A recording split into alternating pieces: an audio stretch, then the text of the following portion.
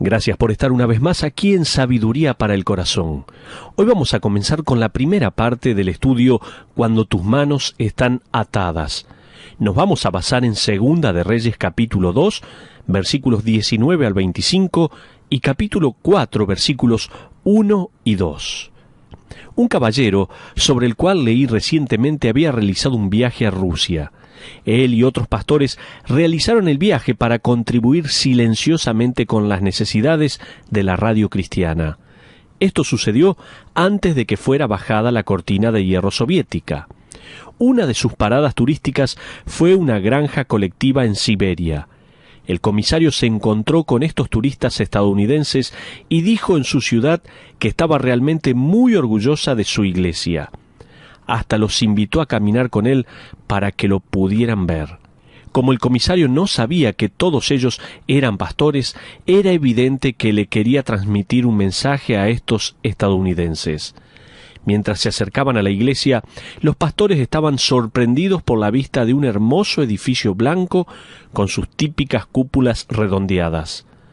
Cuando estaban más cerca, pudieron ver lemas comunistas pintados en las paredes de la iglesia, así como símbolos puestos sobre la roja cerca de las vallas puntiagudas que rodeaban el edificio. Cuando entraron, notaron que en el vestíbulo era similar al vestíbulo de cualquier otra iglesia. Sin embargo, cuando caminaron dentro del santuario, fueron impactados. Había perdido toda la apariencia de su propósito original como un lugar de adoración. Del piso al techo había una hilera tras otra con jaulas de gallinas, llenas de gallinas cacareando. El comisario gesticuló orgullosamente. Nuestra iglesia es el vivero de pollos, el vivero más fino de toda Siberia.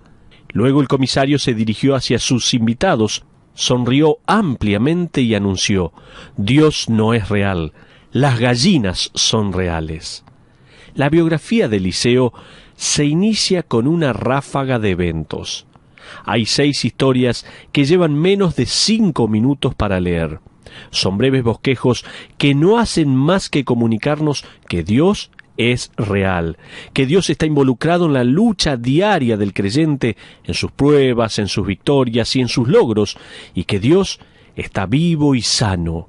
Hoy soy lo suficientemente osado como para decir que cada creyente puede testificar de alguna manera sobre el poder, la intervención y los tiempos justos de Dios. Esto puede ser a través de una situación imposible, en un evento no planeado, a través de una relación rota, durante una asignación difícil, o quizás a través del diagnóstico alarmante de algún médico. Cada creyente puede dar un testimonio sobre el maravilloso hecho de que las manos de Dios están trabajando, aun cuando sus manos estaban atadas. Vamos a ver verdades fundamentales de la vida de Eliseo. Generalmente doy al final de nuestros estudios verdades fundamentales para que guardes en tu mente mientras te enfrentas a otra semana. Pero hoy quiero sugerir algunas de ellas en el comienzo de nuestro estudio sobre la vida de Eliseo. Vamos a ver puntos para recordar cuando te enfrentes con situaciones imposibles. ¿Sabes? Cuando te enfrentes con situaciones imposibles, cuando tus manos están atadas, permíteme darte un par de puntos para que recuerdes. Cuando Dios está al control, los planes no deberían degradarse al pánico. Primero, escucha bien, cuando Dios está en el control de todo, los planes no deben degradarse cuando comienza el pánico. Seguramente habrás oído el viejo adagio: no te quedes ahí parado, haz algo. A veces el recordatorio desde el cielo es: no hagas nada, solo quédate ahí, solo espera. Dicho de otra manera, depender del Señor significa confiar en sus tiempos justos. Pero, en segundo lugar, cuando Dios está al control, la confianza no debería disolverse en la culpa. ¿Escuchaste? ¿Has escuchado bien?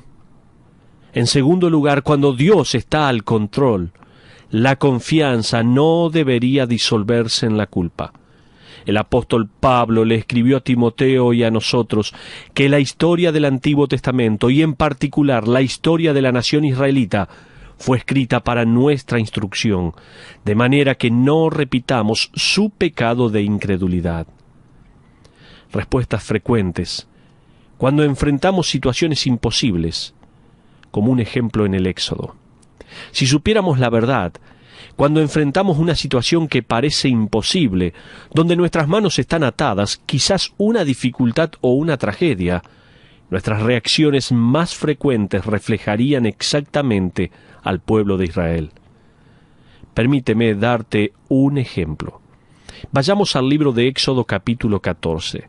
¿Hubieras creído que un capítulo en el libro de Éxodo hubiese sido escrito para tu propio beneficio y para instruirte? Dios dijo que así fue. La reacción número 1, el pánico. En el capítulo 14, los israelitas habían dejado Egipto. El faraón tuvo un cambio de opinión y envía a su ejército para aniquilar a los israelitas, o, si ellos lo deseaban, que regresen a la cautividad. De manera que los israelitas están parados en la orilla del profundo Mar Rojo y el ejército del faraón está en camino. Mira el versículo 10. Dice así la palabra: y cuando Faraón se hubo acercado, los hijos de Israel alzaron sus ojos, y he aquí que el ejército venía tras ellos, por lo que los hijos de Israel temieron en gran manera. La primera reacción es entrar en pánico. Ahora bien, si somos honestos unos con otros, si hubiéramos estado entre esas personas que no tenían ningún lugar a donde correr, con las montañas junto a ellos y el mar enfrente, y uno de los ejércitos más poderosos viniendo por ellos, ¿estaríamos nosotros diciendo, como dirían mis hijos, estamos al horno, somos historia? ¿Diríamos eso? Este es el momento para estar asustados, para entrar en pánico. Pero la segunda reacción, cuando enfrentamos situaciones imposibles, no solo es el pánico, sino la culpa. Esta es la segunda reacción, la cual se construye de la primera, y es la culpa. Mira el versículo 11, dice así la palabra de Dios: y dijeron a Moisés, ¿no había sepulcros en Egipto que nos has sacado para que muramos en el desierto? ¿Por qué has hecho así con nosotros, que nos has sacado de Egipto? Tremendo. La culpa viene allí en los momentos más difíciles. Pero pasemos rápidamente a la tercera reacción, la desesperación. La tercera reacción, entonces, es el veredicto. La decisión del comité dice que es la desesperación. Miremos el versículo 12b. Dice así la palabra de Dios: déjanos servir a los egipcios, porque mejor nos fuera servir a los egipcios que morir nosotros en el desierto. Y es lo clásico. El Comité de Investigación sobre los Asuntos Humanos puso toda la información dentro del programa y se arrojaron dos opciones: vivir en Egipto como esclavos o morir. De manera que ellos dijeron: Moisés, nuestro análisis es que solo tenemos dos opciones: esclavitud o muerte. Nunca se les pasó por sus mentes que Dios tendría una tercera opción. ¿Qué tal si las aguas se abren por la mitad y ustedes cruzan sobre la tierra seca y luego el ejército egipcio se ahoga detrás de ustedes? ¿A alguno le gusta cómo suena la tercera opción? Mi amigo, ¿están tus manos atadas? ¿Te estás alternando entre el miedo, la culpa y la desesperación? ¿Le has dado a Dios uno o dos caminos de salida opcionales? Ahora te lo aseguro. El Señor puede querer que nades a través de tu mar rojo, que aprendas a nadar de espaldas o que construyas una balsa, pero Él ha garantizado que cuando llegues al hogar, Él no se tendrá que disculpar por algo que lo tomó por sorpresa. Nuestro problema es que cuando nuestras manos están atadas, nosotros decimos: Señor, calculé esta situación y esta es la única manera en que puedes resolver mi situación. Mientras que esto es mucho más fácil decirlo que hacerlo, hay algo en nuestras vidas, como creyentes, que desplaza el miedo por la confianza, que disuelve la culpa, y mientras crecemos en nuestra relación con Jesucristo, eso nos mantiene lejos de acrecentar la amargura en contra de Dios y de las demás personas. Y eso se consigue al venir el conocimiento, el amor, y al descansar sobre nuestro soberano, sabio y misericordioso Dios. Él dijo en el Salmo 46, versículo 10, en la versión Reina Valera: «Estad quietos y conoced que yo soy Dios». Tanto como Dios está involucrado, hay algo de quietud sobre el conocimiento de Él. Al estudiar y adorar a Dios transforma el pánico en una quieta confianza. Por lo tanto, en vez de pensar en las 5 maneras en las cuales Él te ha desilusionado, piensa en 5 maneras para tratar de conocer mejor a tu poderoso Dios. Estamos viendo algunas verdades fundamentales en la vida de Eliseo. La primera era que cuando Dios está al control, los planes no deberían degradarse cuando sentimos pánico. La segunda gran verdad fundamental es que Dios está al control y la confianza no debería disolverse en la culpa. Pero las respuestas más frecuentes cuando enfrentamos situaciones imposibles son el pánico, la culpa, la desesperación. Ahora me gustaría que juntos veamos las situaciones imposibles en el ministerio de Eliseo. Ahora retomemos la historia sobre Eliseo en el libro de Segunda de Reyes. Comenzaremos en el capítulo 2. Aquí es donde Eliseo acaba de levantar el manto de Elías, luego de que Elías fuese arrebatado a los cielos en una carroza de fuego. Eliseo acaba de deslizarse en el rol del vocero principal de Dios y es inmediatamente confrontado con una situación imposible. Desde la perspectiva humana, sus manos estaban atadas. Veamos cómo Dios se movió en su favor. La primera imposibilidad revela la necesidad de que el pueblo de Israel sea limpiado a través de la intervención divina. La primera situación imposible con la que Eliseo se enfrenta revela la necesidad de que el pueblo de Israel sea limpiado a través de la intervención divina de Dios. Leamos desde el versículo 19 al 22 de Segunda de Reyes capítulo 2. Así dice la Biblia: «Y los hombres de la ciudad dijeron a Eliseo: He aquí, el lugar en donde está colocada esta ciudad es bueno, como mi señor ve, mas las aguas son malas y la tierra es estéril». Entonces él dijo: «Traedme una vasija nueva y poned en ella sal». Y se la trajeron. Y saliendo él a los manantiales de las aguas, echó dentro la sal, y dijo: «Así ha dicho Jehová, yo sané estas aguas, y no habrá más en ellas muerte ni enfermedad, y fueron sanas las aguas hasta hoy, conforme a la palabra que habló Eliseo». La mayoría de los escritores bíblicos señalan al único manantial cerca de la antigua Jericó como sitio de este milagro. Comienza cerca de los pies del montículo de la vieja ciudad y hasta la actualidad derrama sus aguas sobre la planicie de Jericó. Ahora, el milagro no estaba en la sal, no fue un resultado de una reacción química. La sal fue un mero símbolo de preservación en medio de la corrupción y de la decadencia. Eliseo está predicando un sermón en este milagro, de la necesidad de limpieza divina. La gente de Jericó y de la nación necesitaba una limpieza, necesitaba a Dios. Sería sólo a través de la intervención divina que ellos serían preservados. Es interesante que en Segunda de Crónicas capítulo 13 se nos informa que el trono de David fue establecido para siempre mediante un pacto con sal. Por lo tanto, la sal podía haber sido utilizada simbólicamente en este milagro como un recordatorio de que la nación no necesitaba solamente una limpieza de parte de Dios, sino que era bajo la responsabilidad ante el pacto de Dios, quien estaba al control del reino dividido. Dicho sea de paso, el único manantial en Jericó aún fluye hasta el día de hoy. He leído que sus aguas se describen como de un sabor y una frescura placentera. El arroyo ha sido llamado como el arroyo de Eliseo. Pero vamos a ver la imposibilidad número 2.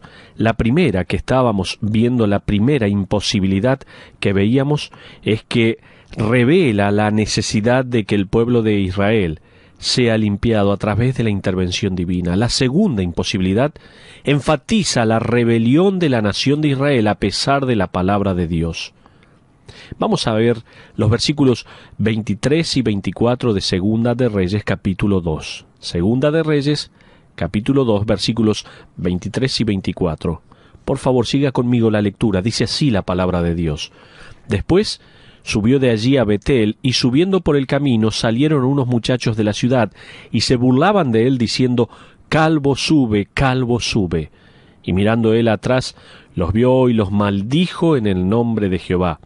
Y salieron 2 osos del monte, y despedazaron de ellos a 42 muchachos. No puedo dejar de poner mi dedo sobre esto, pero hay algo sobre este pasaje que realmente me gusta. Simplemente entibia mi corazón. Es realmente obvio para mí que este pasaje está enseñando que si te burlas de los profetas calvos, entonces necesitas tener cuidado con los osos. No puedo recordar quién fue, pero un hombre estaba en la oficina cargándome sobre este pasaje. Dijo, Steven, debes concentrar todo tu mensaje sobre este pasaje.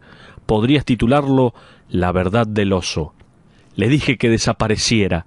Bueno, obviamente este pasaje es más serio de lo que yo lo estoy haciendo. Déjame señalar algunas pistas que nos permitan explicar cuán serio fue. Primero, es importante reconocer que este suceso ocurrió fuera de la ciudad de Betel. Durante el ministerio de Elías y de Eliseo, Betel era el centro principal de la adoración a Baal. Segundo, estos muchachos eran en realidad hombres jóvenes. La palabra hebrea para muchachos, o Naar, es usada en el Antiguo Testamento para referirse a los hombres jóvenes casados. Estos muchachos eran lo suficientemente grandes como para ser responsables de sus acciones ante Dios. Lo que estos muchachos le decían a Eliseo era, en su dialecto, nada más ni nada menos que un insulto. No se refería particularmente a la manera en la que él se podría haber visto, sino a su oficio. Observen otra vez en la primera parte de su insulto, en el versículo 23, donde usan las palabras sube, sube. La mayoría de los comentaristas que investigué creen que esta es una referencia al ascenso de Elías, ya que Elías supuestamente había subido. Los seguidores de Baal seguramente pensaban que fue una buena liberación. Ahora, le están diciendo a Eliseo que suba, que se vaya, que desaparezca. Creo que los insultos de estos muchachos eran más serios que una simple burla. Observa en el versículo 24 que los 2 osos despedazaron a 42 de ellos. Dicho de otra manera, había muchos más que 42. Quizás había cerca de 100 muchachos que vinieron en masa para insultar al profeta de Dios. Ellos lo están siguiendo y quizás se están acercando y gritando más fuerte. Esta era una movilización cuya intención y acción final hubiera sido muy probablemente lastimar al profeta. En un libro que leí, el autor sugería que se usarían a los osos para rescatar a Eliseo de ser linchado. La Biblia nos dice que aparecieron 2 osos y que literalmente laceraron a 42 de ellos. No dice precisamente que hayan muerto, pero probablemente hubo 42 conversiones al judaísmo en esa tarde. Mientras que la sal en el agua solidificó el liderazgo de Eliseo sobre los fieles, serían los osos los que anunciarían a los idólatras incrédulos que Eliseo era en ese tiempo el profeta de Dios. Pero vamos a ver no solo la imposibilidad número 1 que revela la necesidad de que el pueblo de Israel sea limpiado a través de la intervención divina, sino que también la imposibilidad número 2 estaba enfatizando la rebelión de la nación de Israel a pesar de la palabra de Dios. Ahora, quiero ver la imposibilidad número 3. Los relatos de la viuda de un profeta en extrema necesidad de ayuda. El capítulo 4 comienza con otra situación imposible con la que se enfrentó Eliseo. la viuda de un profeta le cuenta sobre su extrema necesidad de ayuda. Comencemos con el versículo 1. Dice así: una mujer de las mujeres de los hijos de los profetas llamó a Eliseo diciendo: tu siervo mi marido ha muerto, y tú sabes que tu siervo era temeroso de Jehová, y ha venido el acreedor para tomarse 2 hijos míos por siervos. Vamos a detenernos aquí por un momento. Imagínate siendo Eliseo. Tampoco tienes nada de dinero. La manera en que operaba el sistema en Israel era que los hijos y las esposas de los endeudados se convertirían en siervos contratados durante 7 años de aquellos a quienes se les debía el dinero. Dicho sea de paso, los profetas generalmente vivían juntos o cerca unos de los otros y se ayudaban entre ellos con las labranzas, las vestimentas, etc. Eran todos humildes, especialmente al vivir en una época donde los profetas de Dios eran una minoría ignorada. Ni siquiera los otros profetas podían ayudar a esta mujer. Además, de acuerdo con el Talmud, que eran rollos de pergamino en arameo, pertenecientes a la época anterior a Cristo, esta mujer era la esposa del profeta Abdías. Este es el mismo Abdías que fue el autor del libro de Abdías.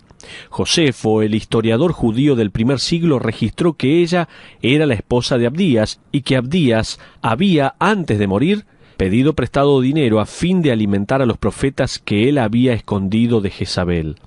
Hemos estudiado ese suceso en un estudio previo del libro de Primera de Reyes. De manera que esta era una esposa piadosa de un profeta piadoso que había muerto inesperadamente. Había pasado tan repentinamente que sus asuntos financieros no fueron puestos en orden. En ese entonces no había ningún seguro de vida, por lo tanto sus hijos estaban en peligro de ser tomados en esclavitud hasta que la deuda estuviese saldada. La viuda cuenta efusivamente su historia a Eliseo. Hubiese esperado que Eliseo dijera: lo siento, señora, no hay salida, esto es una situación imposible. Pero quiero arrojar para nuestra exposición 2 pensamientos relacionados a la situación imposible antes de que avancemos un poco más. Primero, aún hasta los cristianos más comprometidos se ven a veces expuestos a los momentos más desesperantes. ¿Escuchó bien? Aún los cristianos más comprometidos se ven a veces expuestos a los momentos más desesperantes. Una de las acusaciones del mundo del más allá es: si hubieses sido un mejor cristiano, esto no te hubiera sucedido. Si hubieses estado más cerca de Dios, esta vergonzosa y dolorosa situación que amenaza tu vida y tu hogar nunca hubiese ocurrido. Las personas que tienen esos pensamientos o que dicen esas palabras se unen al rango de los consejeros de Job. Asegúrense, queridos amigos, que no te conviertas en uno de los consejeros de Job para ti mismo. Pero también con frecuencia las respuestas de Dios no llegan hasta que los momentos más oscuros son experimentados. Lo repito. En segundo lugar, con frecuencia las respuestas de Dios no llegan hasta que los momentos más oscuros son experimentados. Salmo capítulo 46, versículo 1 nos dice así: Dios es nuestro pronto auxilio en las tribulaciones. Este versículo no dice antes que vengan las tribulaciones, sino que dice en las tribulaciones. ¿Puedes sentir la urgencia de esta historia? Mira otra vez el versículo 1b. Observa cada detalle y métete en la escena. Tu siervo mi marido ha muerto, y tú sabes que tu siervo era temeroso de Jehová, y ha venido el acreedor para tomarse 2 hijos míos por siervos. Este versículo nos da la idea de que el acreedor está parado en la puerta, los chicos están llorando y ella está desesperada diciendo: Eliseo, ¿tienes una respuesta de parte de Dios? Miremos el versículo 2a. Y Eliseo le dijo: ¿qué te haré yo? Declárame qué tienes en casa. Pero, como para terminar, vamos a hacer una aplicación a pesar de que las manos estén atadas. ¿Sabes qué? Los corazones pueden triunfar. permíteme terminar con algunas aplicaciones que nos permiten conocer que, a pesar de que las manos estén atadas, los corazones pueden triunfar. Primero, las situaciones difíciles están destinadas para desarrollar la confianza. En segundo lugar, aquellos que están dispuestos a confiar ven el poder de Dios revelado. En tercer lugar, cuando la solución de Dios es revelada, nuestra reacción final es la alabanza. Te quiero preguntar en este momento, ¿estás pasando por situaciones difíciles? Ellas están puestas allí para desarrollar tu confianza en Dios. ¿Sabes qué? Aquellos que están dispuestos a confiar van a ver el poder de Dios revelado. Y cuando la solución de Dios es revelada, nuestra reacción, tu reacción final, va a ser la alabanza a Dios. En la segunda parte la basamos en Segunda de Reyes capítulo 4. El pastor Chuck Swindoll, en su libro titulado Actitudes, registra la historia de un prisionero de guerra estadounidense, Poe, por sus siglas en inglés, quien fue llevado cautivo por el Viet Cong, guerrilleros y grupo de combate que forman el Ejército de Liberación Nacional de Vietnam del Sur. Él escribe esto: en el campo de los prisioneros de guerra había un joven y fuerte marino de 24 años, quien ya había sobrevivido a 2 años como prisionero del campo con una salud relativamente buena. Parte de la razón de esto se debió a que el comandante del campo había prometido liberar al hombre si él cooperaba. Ya que esto había sido hecho con otros anteriormente, el marino se convirtió en un prisionero de guerra ejemplar y en el líder del grupo de reforma del pensamiento del campo. Al pasar el tiempo, se dio cuenta gradualmente que sus captores le habían mentido. Cuando él tomó completa conciencia de esto, se convirtió en un zombi. Se negó a hacer cualquier tipo de trabajo, rechazó todas las ofertas de comida y aliento, y simplemente se tendió sobre un catre chupándose el pulgar. En cuestión de semanas, estaba muerto. Swindoll agrega: capturado por las garras de la esperanza perdida, la vida se tornó muy difícil de manejar para este marino. Cuando la última cuerda se rompió en 2, no había quedado nada. Compara esa historia con un descubrimiento hecho cerca del final de la Segunda Guerra Mundial. Miembros de las fuerzas aliadas eran con frecuencia encontrados registrando granjas y casas en busca de francotiradores. En una casa abandonada, la cual había sido reducida en una pila de escombros, los buscadores se abrieron paso hacia el sótano. Allí, sobre una pared desmoronada, una víctima del Holocausto había dibujado una estrella de David. Debajo de esa misma estaban escritas estas palabras: creo en el sol aun cuando no brilla. Creo en Dios aun cuando Él no habla. En estas 2 historias hay 2 deducciones sobre la fe bíblica. Déjame que te las presente. Primero, fe es creer sin ver ninguna evidencia. Y segundo, fe es obedecer sin sentir ninguna emoción. Fe es caminar hacia una habitación oscura y creer que en el momento correcto Dios encenderá la luz. Puedes decir: yo no vivo así. Es injusto que Dios me pida hacer algo o ejecutar algo que no se ve. Sin embargo, la verdad es que lo haces todo el tiempo. Durante las temporadas de resfríos y gripes, seguramente fuiste a un doctor cuyo nombre no podías pronunciar y cuyos títulos nunca has verificado. Él te dio una prescripción que no podías leer. Lo llevaste a un farmacéutico que nunca antes habías visto, quien te dio un compuesto químico que no podías entender. Y encima, pagaste por eso. Luego, lo llevaste a tu casa, sin siquiera probarlo con el gato del vecino, lo tomaste. El punto es, los objetos de tu fe, es decir, el doctor, el farmacéutico, la medicina, hicieron que actúes por fe. Así sucede en la experiencia cristiana a lo largo de toda la vida. Mientras que el objeto de tu fe, es decir, Dios mismo, permanece claramente en nuestra visión, seremos capaces de obrar por fe en un estilo de vida que lo honre. Ahora, esta verdad es fácil de aprender y de decir en el salón de la escuela, donde los asientos son cómodos. Sin embargo, ¿qué hay en el laboratorio o en el campo de experiencias donde las verdades son puestas a prueba? ¿Qué hay de los momentos en que la fe es probada, cuando tus manos están atadas y la habitación es oscura y no puedes ver ni sentir que Dios se está moviendo para encender la luz? ¿Qué hay de los momentos en que sientes la necesidad de tirarte en tu cama, enroscarte como un bebé y deseas que el mundo desaparezca? ¿Qué hay de esos momentos? Comenzamos nuestra última exposición con una serie de situaciones imposibles. Observamos varias imposibilidades con las que se enfrentó Eliseo, el profeta de Dios, para su generación, y descubrimos que un par de verdades eran ciertas. Quiero mostrarte verdades al enfrentar situaciones imposibles. Repasemos estas verdades para los momentos cuando nos enfrentamos con situaciones imposibles, para los momentos en que tus manos están atadas. Primero, cuando Dios está al mando, los planes no deberían degradarse al pánico.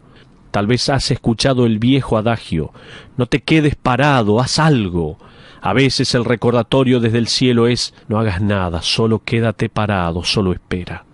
En otras palabras, depender del Señor significa confiar en sus momentos oportunos. Pero no solo cuando Dios está al mando los planes no deberían degradarse al pánico, sino que en segundo lugar habíamos visto que cuando Dios está al control, la confianza no debería disolverse en culpa. El apóstol Pablo escribió para Timoteo y para nosotros que la historia del Antiguo Testamento, y en particular la historia de la nación israelita, fue escrita para nuestra instrucción, de manera que no repitiésemos sus pecados de incredulidad. Pablo escribió en Romanos capítulo 15, versículo 4, porque las cosas que se escribieron antes para nuestra enseñanza se escribieron a fin de que por la paciencia y la consolación de las Escrituras tengamos esperanza. Una traducción dice: estas cosas que fueren escritas en las santas Escrituras tanto tiempo atrás están para enseñarnos paciencia y para darnos ánimo para que tengamos esperanza. El problema con ese prisionero de guerra fue que él había puesto su fe en la palabra poco confiable de un comandante mentiroso y embustero, y como resultado perdió las esperanzas. Nuestra fe como creyentes está apegada a la palabra de un Dios confiable, quien está vivo y es real, y como resultado tenemos esperanzas. Pero veamos situaciones imposibles en el ministerio de Eliseo. Ahora quiero regresar al laboratorio de la vida y observar los principios de la fe, no a través de un discurso, sino a través de la vida del pueblo de Dios, que fue arrojado en habitaciones oscuras y sin luces. Hemos visto previamente 3 situaciones imposibles en el ministerio de Eliseo. Estas eran situaciones en que primero reveló la necesidad de una limpieza de la nación de Israel a través de una intervención divina. Segundo, enfatizó la rebelión de la nación de Israel a pesar de la palabra de Dios. Y en tercer lugar, habló a una viuda en extrema necesidad de ayuda.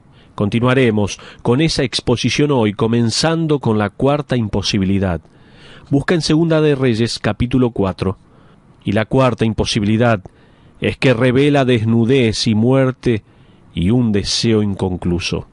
La cuarta situación imposible que Eliseo enfrenta revela desnudez y muerte y un deseo inconcluso. Leamos desde el versículo 8 al versículo 10.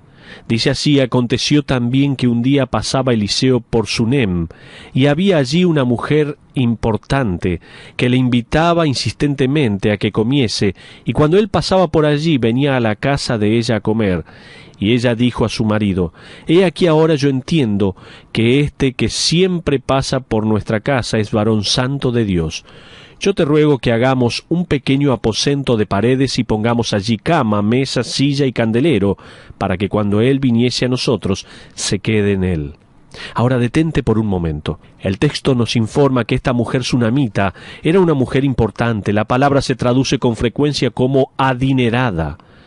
Cuando Eliseo pasaba por la región de esta mujer y de su esposo, ella le daba personalmente la bienvenida y lo persuadía a comer con ellos. Qué retiro más maravilloso habrá sido para este profeta ser recibido en sus viajes agotadores en un hogar donde lo amaban y se preocupaban por él. Finalmente, la mujer habló con su esposo y estuvieron de acuerdo en construir una habitación adicional en su hogar.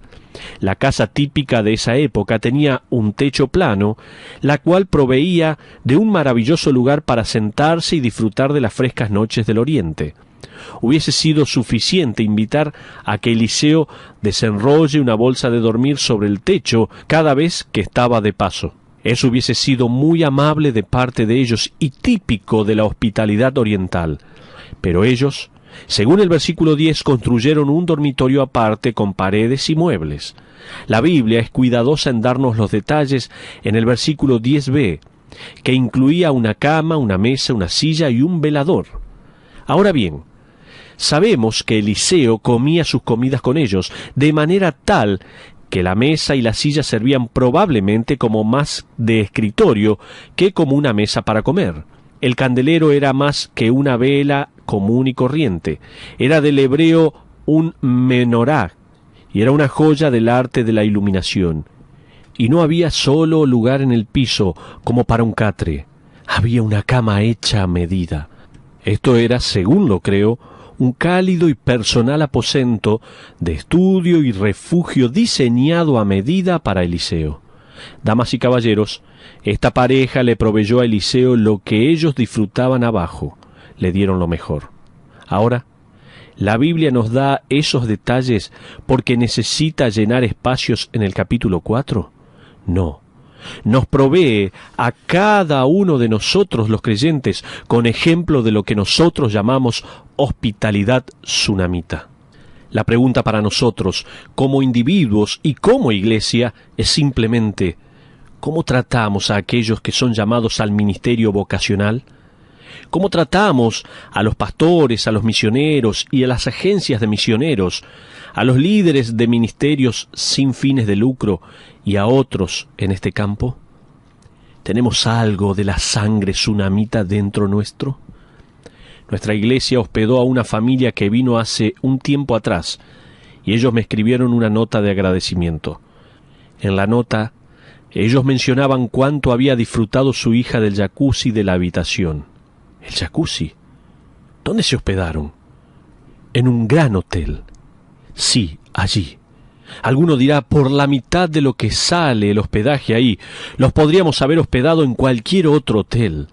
Pero a nosotros, ¿a dónde nos gustaría hospedarnos? Me crié como un hijo de misioneros junto a mis 3 hermanos. Durante la época de verano, mi familia viajaría por muchos de los estados donde se encontraban las iglesias y las personas que nos sostenían. Cuando manejábamos a través de Iowa, parábamos en la casa de una pareja anciana que fielmente sustentaban a mis padres. Sus nombres eran el señor y la señora Viper. Solíamos reírnos disimuladamente de su apellido, y aún hasta el día de hoy sonrío al recordarlo. No tenían hijos, pero nos prodigaban todo su amor. Tan pronto como caminábamos hacia la casa de los Viper, sabíamos lo que venía. La señora Viper los haría justo para nosotros, arrollados de canela caseros. Ella tenía el don.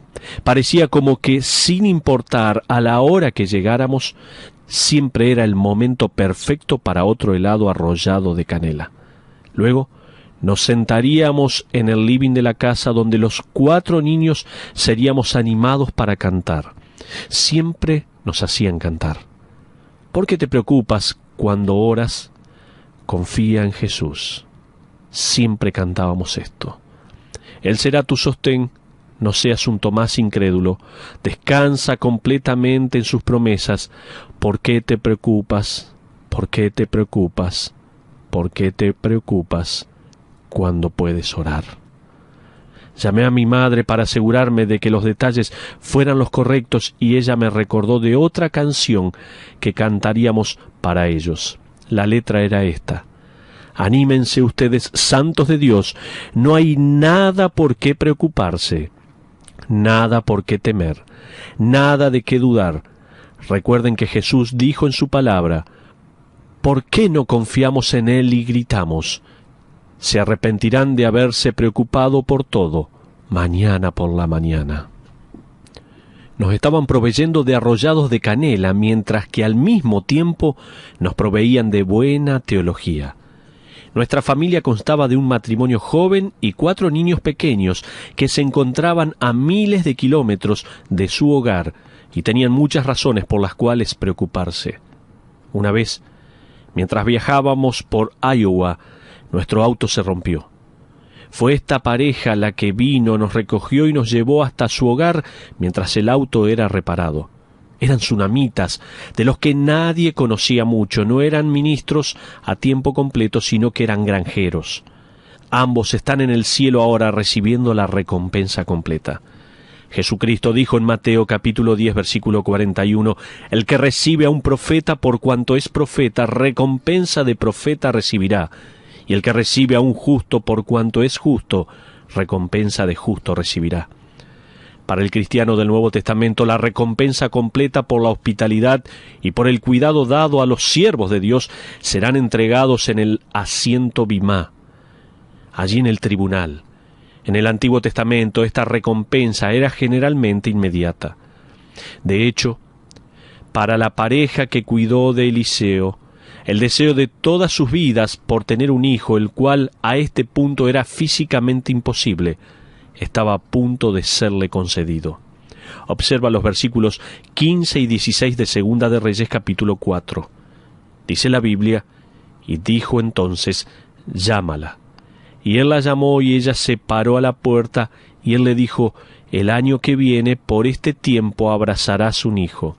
Y ella dijo, «No, Señor mío, varón de Dios, no hagas burla de tu sierva». Es como si hoy en día dijéramos, debes estar bromeando. Déjame de cargar con lo que realmente sería demasiado bueno como para ser verdad. Continuemos con el versículo 17. Mas la mujer concibió y dio a luz un hijo el año siguiente, en el tiempo que Eliseo le había dicho. Ahora, todo lo que hemos acabado de aprender sobre esta querida mujer y su esposo, y el regocijo sobre el nacimiento de su hijo, nos prepara para sentir la compasión y angustia que viene luego. Mira los versículos 18, 19 y 20. Y el niño creció, pero aconteció un día que vino a su padre que estaba con los segadores, y dijo a su padre, «¡Ay, mi cabeza, mi cabeza!». El niño de aproximadamente 12 años evidentemente sufrió de un severo golpe de calor. Y el padre dijo a su criado, «Llévalo a su madre». Y habiéndole él tomado y traído a su madre, estuvo sentado en sus rodillas hasta el mediodía y murió. ¿Puedes sentir esto? El hijo de sus anhelos y de sus sueños, el hijo milagroso estaba muerto. No hay nada en la vida que te haga sentir más desesperanzado que clavar la mirada en el rostro de la muerte. Esta mujer inmediatamente se ensilló y buscó a Eliseo. Observa el versículo 28 cuando ella se encuentra con él. Y ella dijo, «¿Pedí yo hijo a mi señor? ¿No dije yo que no te burlases de mí?». En otras palabras, ella está diciendo, «No te pedí por este niño, tú me lo prometiste. No pedí por esta aflicción el regalo de Dios por medio de tu profecía que me lo proveyó». Entonces Eliseo envía a Giesi, su siervo, a que ponga la vara de Eliseo, que representa el oficio de Eliseo, sobre el cuerpo del niño. Por alguna razón que no se nos dice, ese intento falló. Es como si Dios quisiera asociar de cerca de su profeta con la resurrección de este niño. Entonces, cuando Eliseo llega, no es nada más que una resurrección de la muerte. Mira los versículos 35 y 36. Volviéndose luego, se paseó por la casa a una y otra parte, y después subió y se tendió sobre él nuevamente. Y el niño estornudó 7 veces y abrió sus ojos. Entonces llamó él a Giesi y le dijo, «Llama a esta tsunamita». Y él la llamó, y entrando ella, él le dijo, «Toma tu hijo». Imagina eso. Continuemos con el versículo 37. Y así que ella entró y se echó a sus pies y se inclinó a tierra, y después tomó a su hijo y salió. Damas y caballeros, Ese es un maravilloso presagio de la presencia física de Cristo en el aire. Mientras la iglesia es raptada y los muertos en Cristo son resucitados, ese es un evento que puede ocurrir antes de que termine este mensaje. Pero estamos viendo, a través de la palabra de Dios, lo que estas situaciones imposibles estaban revelando. La primera reveló la necesidad de una limpieza en la nación de Israel a través de una intervención divina. La segunda enfatizó la rebelión de la nación de Israel a pesar de la palabra de Dios. La tercera, de estas situaciones imposibles, habló a una viuda en extrema necesidad de ayuda. La cuarta, estuvimos viendo que reveló desnudez y muerte y un deseo inconcluso. Ahora la quinta y la sexta imposibilidad con que se encuentra Eliseo ocurren en una rápida sucesión y ambas tienen que ver con la comida. La quinta situación gira en torno a comida venenosa. Mira el versículo 38 de Segunda de Reyes capítulo 4. Eliseo volvió a Gilgal cuando había una grande hambre en la tierra, y los hijos de los profetas estaban con él, por lo que dijo a su criado: pon una olla grande y haz potaje para los hijos de los profetas. Tal vez recuerdes que los profetas vivían en una comunidad establecida. Gilgal era el lugar donde un seminario o una escuela para profetas había sido fundada y desarrollada. Fue establecida primero por Samuel y luego por Elías. Ahora hay una hambruna en la tierra y los rectos siervos de Dios están sufriendo por falta de comida. Eliseo dice: pongamos una olla sobre el fuego y hagamos un potaje. Quizás este potaje no era nada más que agua saborizada. Entonces, un joven seminarista decide ir a un campo cercano y juntar algunos vegetales silvestres. Desafortunadamente, estos vegetales resultaron ser venenosos. Este joven seminarista debería haberse quedado cerca del fuego. Mira el versículo 39. Y salió uno al campo a recoger hierbas, y halló una como parra montés, y de ella llenó su falda de calabazas silvestres, y volvió y las cortó en la olla del potaje, pues no sabía lo que era. Esto parece como una única manera en que un grupo de hombres podría cocinar. No tenemos ni idea de lo que estamos haciendo. Pensaríamos: se parecen calabazas, y encima el agua está hirviendo, por lo tanto quemará cualquier cosa mala que haya. ¿No es así? Somos así a veces los hombres. Seguro iré a cortar en rebanadas estas calabazas para el potaje. Creo que esta es la primera referencia bíblica sobre la olla de la sopa de la suerte. Pones algo en la olla y espera que tengas suerte y salgas vivo. Mira el versículo 40 y mira lo que sucede. Después sirvió para que comieran los hombres, pero sucedió que comiendo ellos de aquel guisado gritaron diciendo: varón de Dios, hay muerte en esa olla. No quiero arruinarles el almuerzo, tal vez a algunos de ustedes, pero obviamente estos hombres alrededor de esta mesa comenzaron a perder su apetito. Y no lo pudieron comer, dice la palabra. Es una de las declaraciones más grandes de la Biblia hebrea. Continuemos con el versículo 41. Él entonces dijo: traed harina, y la esparció en la olla, y dijo: da de comer a la gente, y no hubo más mal en la olla. Este es un milagro que es fácil de pasarlo por alto. El milagro no estuvo en la comida. Si la comida hubiese largado naturalmente el veneno, sin un milagro que ocurra, entonces ellos hubieran colado el potaje para separar la comida. Sin embargo, ellos no hicieron eso. De hecho, Eliseo les mandó ahora a alimentar a todos con el potaje. Si hubieras estado en esa comida y hubieras visto a Simeón ponerse verde por las náuseas, ¿piensas que pedirías una porción? Dirías: Eliseo, acabo de perder mi apetito, o Eliseo, ¿no puedes hablar en serio? ¿Comer esto? Damas y caballeros, para que este milagro haya sido experimentado, ese grupo de personas tuvo que obrar por fe en la palabra de Dios.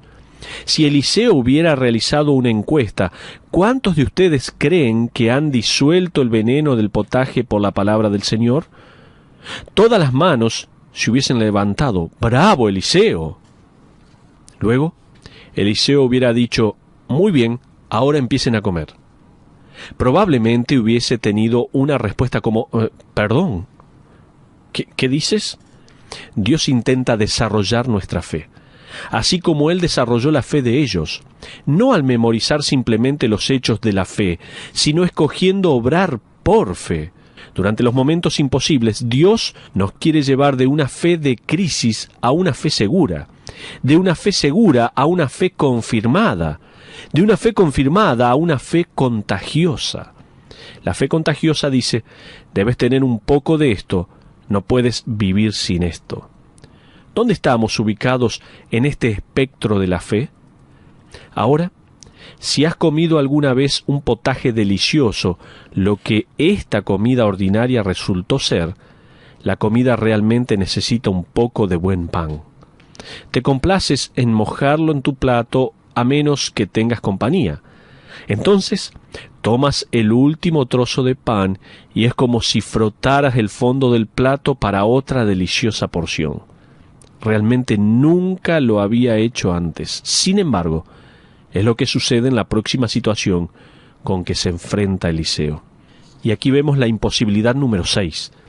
La sexta situación imposible que Eliseo enfrenta gira en torno a la falta de suficiente comida. La historia comienza en el versículo 42 de Segunda de Reyes capítulo 4. Lee desde ese versículo hasta el versículo 44. Dice: Vino entonces un hombre de Baal Salisa, el cual trajo al varón de Dios panes de primicias, 20 panes de cebada y trigo nuevo en su espiga. Y él dijo: Da a la gente para que coma. Y respondió su sirviente: ¿Cómo pondré esto delante de 100 hombres? Es decir, ¿pondré este pequeño saco con 20 panes, cada uno del tamaño de la palma de tu mano, enfrente de 100 hombres? Pero él volvió a decir, dice la palabra de Dios: Da a la gente para que coma, porque así ha dicho Jehová, comerán y sobrará. Entonces lo puso delante de ellos y comieron y les sobró, conforme a la palabra de Jehová. Esto es otra vez un presagio de Cristo, quien alimentó a las multitudes por medio de un milagro. Hay una hambruna en la tierra, pero hay una celebración en esta pequeña escuela de los profetas. Es disfrutada por los siervos de Dios que están deseosos en obrar a base de la palabra de Dios, sin evidencias ni emoción. Pero estamos llegando a la aplicación de este mensaje. Déjame darte algunas aplicaciones que pueden sacarse de la fe de Eliseo en las situaciones imposibles. Cuando tu voz es silenciada y Dios obra en ti, no hay dificultad para reconocer su poder. Escucha bien. Primero, cuando estás en silencio y Dios obra en ti, no es difícil reconocer su poder. Quizás hayas oído de George Mueller, quien manejó un orfanato en Inglaterra. Con frecuencia se sentaba a la mesa con sus huérfanos y bendecía los alimentos, aun cuando no había comida sobre la mesa, hasta que Dios proveía milagrosamente a través de otros. Escribió él una vez: Dios se deleita en desarrollar la fe de sus hijos. Debemos, en vez de no querer pruebas antes de la victoria o ninguna ejercitación para la paciencia, estar deseosos de tomarlas de las manos de Dios como un medio. Quiero decir, y lo digo deliberadamente, pruebas, obstáculos, dificultades y algunas derrotas son los alimentos para la fe. En primer lugar, estábamos diciendo como aplicación a este pasaje que estamos leyendo, de que cuando estás en silencio y Dios obra en ti, no es difícil reconocer su poder. Segundo, cuando tu fortaleza es quebrada y Dios obra a través tuyo, no cabe dudas sobre quién recibe los méritos. ¿Has entendido? Cuando tu fortaleza es quebrada y Dios obra a través tuyo, no cabe ninguna duda sobre quién recibe los méritos. Tenemos una terrible tendencia de oscurecer la gloria de Dios. Tenemos el horrible hábito de robar el premio. Pero cuando tus manos están atadas y no puedes hacer nada más que depender en Él, entonces, cuando todo está acabado, la gloria le pertenece a Él. En tercer lugar, mientras que las soluciones de Dios pueden ser temporales, las lecciones aprendidas pueden durar toda una vida. ¿Has escuchado? Estamos hablando de aplicar su palabra a nuestra vida. En primer lugar, decíamos que cuando estás en silencio y Dios obra en ti, no es difícil reconocer su poder. En segundo lugar, cuando tu fortaleza es quebrada y Dios obra a través tuyo, no cabe ninguna duda sobre quién recibe los méritos. Pero para terminar, mientras que las soluciones de Dios pueden ser temporales, las lecciones aprendidas pueden durar toda una vida. Si vuelves a mirar el final del capítulo 4 de Segunda de Reyes, notarás que no menciona que la hambruna se haya acabado. No hay ninguna promesa de que los estómagos de los jóvenes profetas no se quejarán de hambre al día siguiente. No hay ninguna promesa dada a la pareja tsunamita que su hijo iba a vivir más que ellos. No hay garantías. Habrá otra vez hambre. Habrá funerales en la familia tsunamita. Las lecciones que se aprenden de dichas situaciones, sin embargo, ayudan para cuando la próxima hambruna llegue, para cuando ocurra el próximo funeral. Las lecciones nos ayudan a pasar de una fe de crisis a una fe contagiosa. Nos ayuda a decirle a nuestra familia, a nuestros amigos y a nuestro mundo que aun cuando haya situaciones así, tenemos este tipo de fe y ellos también la deben tener. Ellos no quieren vivir sin ella. Esa es la historia de Israel. Eso es lo que Dios quería que aprendiésemos. Nos está mostrando cómo caminaron a través de los momentos difíciles.